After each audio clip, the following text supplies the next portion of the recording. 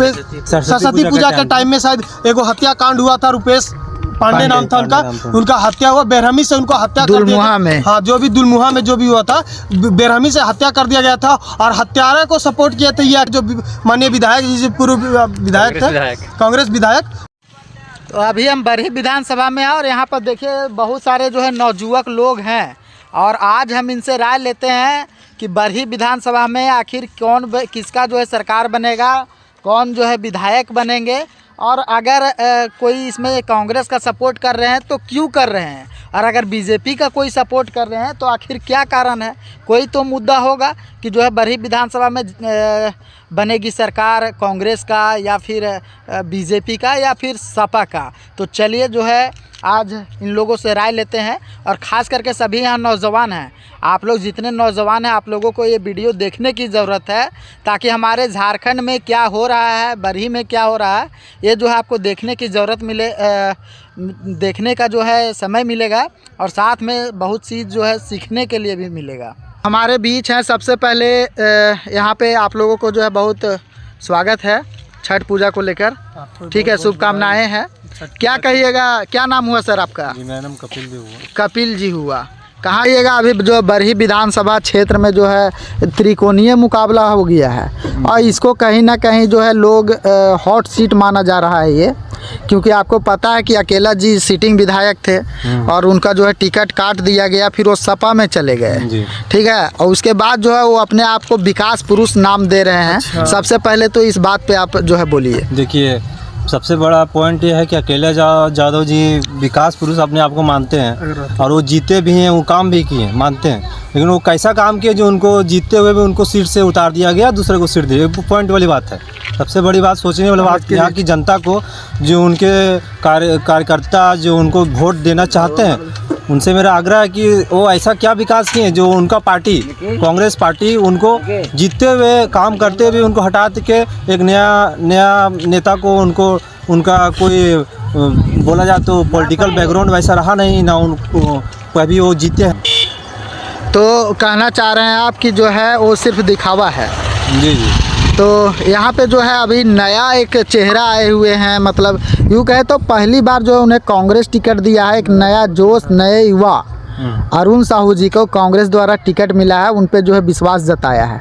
और इधर अगर बीजेपी की बात किया जाए तो जिस तरह से मनोज कुमार यादव को मिलता आ रहा था टिकट, फिर वो जो है इस बार चुनावी दंगल में है। तो क्या लग रहा है कौन जो है बरही विधानसभा में किसे जो है ताज मिलेगा इस बार? ताज उन्हीं को मिलेगा जिनको जनता पसंद करके वोट देगी।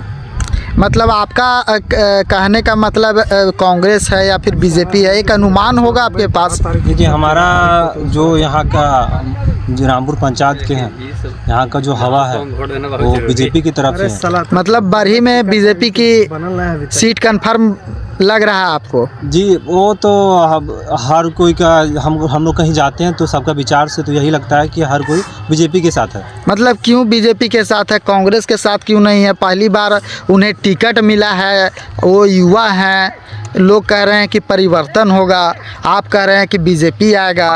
ये परिवर्तन हो सकता था कि अगर वो अपने से लड़ते, अगर निर्दलीय लड़ते तो हो सकता परिवर्तन ला सकते थे, लेकिन कांग्रेस के साथ है वो तो परिवर्तन, वो कुछ दूसरा परिवर्तन कर देते हैं। मतलब क्या है, आप खुल कर बताइए कि उनका विचारधारा में आपको जो है दिक्कत लग रहा है, क्या लग रहा है? कांग्रेस से बोला जाए तो पहले भी तो अकेला यादव जी कांग्रेस से सीट जीत चुके हैं यहाँ पे, और 5 साल उनको। तो मतलब आप कांग्रेस के विचारधारा से जो है सपोर्ट आप नहीं कर रहे हैं? बिल्कुल नहीं, कांग्रेस हमेशा क्या बोलते हैं, उनका विचारधारा हम लोग को कभी जचा नहीं है, क्योंकि उनका विचारधारा देश भक्ति को लेकर के जस्ट अपोजिट लगता है। मतलब क्या लगता है कपिल जी आपको, यहाँ पे जो है बीजेपी का पिछला बार जो है शासन नहीं था, कांग्रेस के सिटिंग विधायक थे, आपको कैसे लगता है कि जो है उनका विचारधारा अलग है?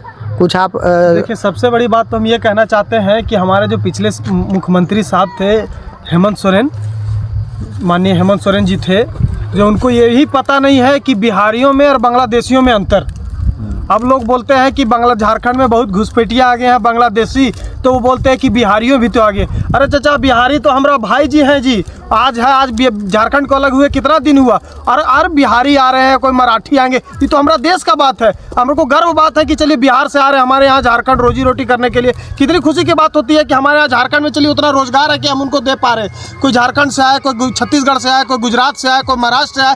अब आप सोचिए कि उनको बिहारियों और बांग्लादेशियों में अंतर नहीं पता, और वो देश का भविष्य तय करेंगे, हमारे झारखंड का भविष्य तय करेंगे। आज की जनता बुड़बक नहीं है, और हम एक ही बात बोलना चाहते हैं कि अब जनता सब होशियार हो चुका है, कहाँ वोट देना है नहीं देना है सब उसको पता है, क्योंकि सब मुद्दा देखती है। अभी आप बोल रहे हैं कांग्रेस के बारे में, कुछ दिन पहले यहाँ हमारा बड़ी कोई जगह पे कोई रामनवमी के टाइम में शायद रुपेश सरस्वती पूजा के टाइम में शायद एगो हत्याकांड हुआ था। रुपेश पांडे नाम था उनका हत्या हुआ, बेरहमी से उनको हत्या कर दिया गया। हाँ, जो भी दुलमुहा में जो भी हुआ था, बेरहमी से हत्या कर दिया गया था, और हत्यारे को सपोर्ट किया था ये जो माननीय विधायक जी, पूर्व विधायक थे, कांग्रेस विधायक, वो क्या बोलते हो, अपराधी को सपोर्ट किए। तो हम कैसे उनको भी उनसे जेल में मिलने भी गए, जेल भी मिलने भी गए थे, अपराधी से मिलने गए थे। तो सुनने में आया था उस टाइम जी कि जो जिन्हें हत्या हुआ था उधर से जो भी है वो शायद पैसा वैसा का जो है दे रहे थे, सपोर्ट कर रहे थे। बताइए कि किन्हीं को हत्या करके पैसा दे देना या क्या उचित है?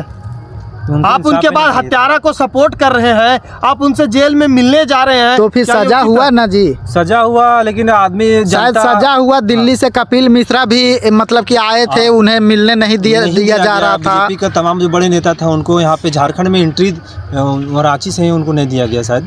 मतलब झारखंड में जो है कह रही है अब कि हेमंत सोरेन की सब माता लोग को 1,000 रुपया जो है हम दे दिए हैं, आप फिर 2500 देंगे अभी जीत जाएंगे। तो वो काम कर रहे ना, जो अब पहले 4 साल सो गए और अब 2 महीना 3 महीना में वो दिखा रहे हैं कि हम ये योजना करेंगे, वो योजना करेंगे। अच्छा, डेमोग्राफी चेंज को लेकर जो है बात चल रहा है पूरा संथाल में, पाकुड़ में, ठीक है, उस पर आपका क्या कहना है? कहना यही है कि झारखंड में सबसे बड़ा मुद्दा वही है अभी, क्योंकि रोजगार बात की बात है, लेकिन आपके पास आपका घर ही नहीं रहेगा, आपके पास ज़मीन ही नहीं रहेगा, आपके घर में महिला सुरक्षित नहीं रहेगी, तो फिर रोजी रोजगार क्या कीजिएगा आप? मतलब कहने का मतलब है कि बीजेपी आएगी सत्ता में तो डेमोग्राफी चेंज को लेकर जो है कानून बनाएगी। जी बिल्कुल, बीजेपी को बोला जाता है पूरा हमेशा से वो ये बात को लेकर के देश हित में काम की है।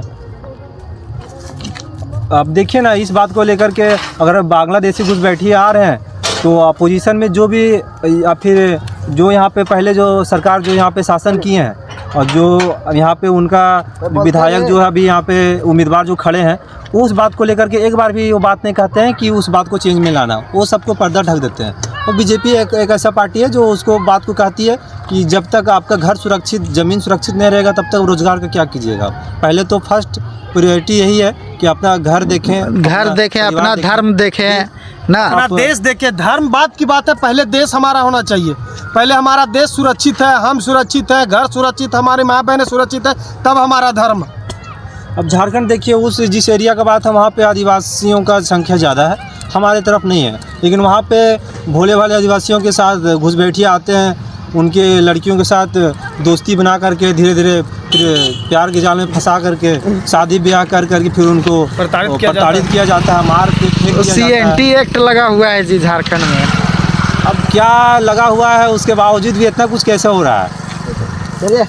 मतलब कि झारखंड में इस बार बदलाव की स्थिति है, बहुत जरूरी है। सबसे बड़ा मुद्दा तो यही है, जो घुसपैठिए जो बाहर